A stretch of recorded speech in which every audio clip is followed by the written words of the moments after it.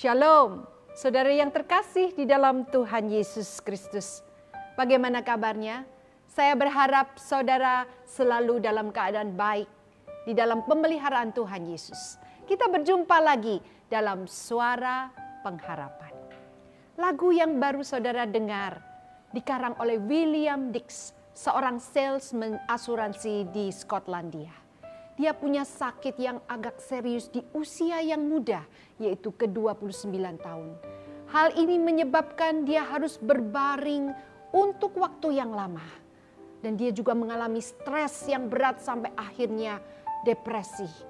Di saat-saat seperti itu, dia datang kepada Tuhan. Dan Tuhan menunjukkan jalan keluar.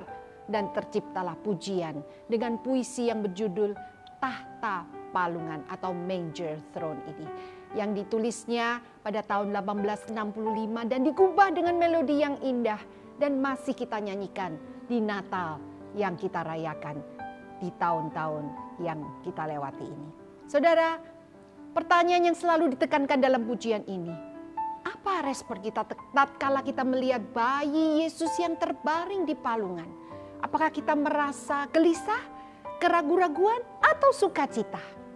Pasti sangat sulit saudara untuk bisa mengerti bahwa raja dari segala raja ini lahir di palungan yang hina. Dan dia adalah Mesias yang dijanjikan. Tetapi selama berabad-abad kita tahu juga banyak orang merenungkan siapa Kristus sebenarnya.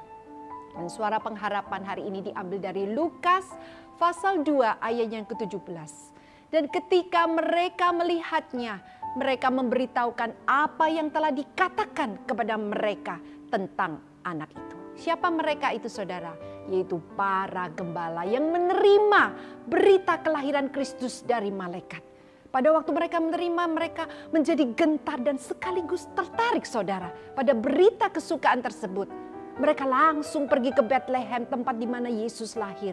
Menjumpai bayi Yesus itu dibungkus dengan kain lampin dan terbaring di dalam palungan. Rasa takjub itu akan semua yang terjadi ini menjadikan mereka mempunyai pengalaman yang luar biasa. Berjumpa dengan Kristus, Sang Mesias yang membuat mereka tidak dapat berdiam diri. Dengan semangat yang menyala-nyala mereka pun memberitakannya kepada orang banyak. Para gembala tidak hanya mendapatkan hak istimewa untuk menjadi saksi kelahiran Tuhan Yesus, tetapi juga mendapatkan kesempatan untuk menunjukkan teladan yang indah. Ada 3 hal yang bisa kita pelajari pada hari ini. Yang pertama saudara, antusiasme mereka dalam merespon berita para malaikat yang kita bisa lihat di ayat yang ke-16. Yang kedua, mereka menjadi saksi-saksi yang efektif akan kelahiran Kristus. Dan yang ketiga, mereka memuji, memberitakan serta memuliakan Allah atas semuanya. Bagaimana dengan respon saudara? Bergegaslah seperti gembala, melangkahkan kaki dan melihat kebenaran firman Tuhan untuk selanjutnya menceritakan anugerah kasih Tuhan kepada orang lain. Saudara akan menemukan kehidupan yang baru bersama Kristus. Sampai jumpa pada Suara Pengharapan yang akan datang. Tuhan Yesus memberkati.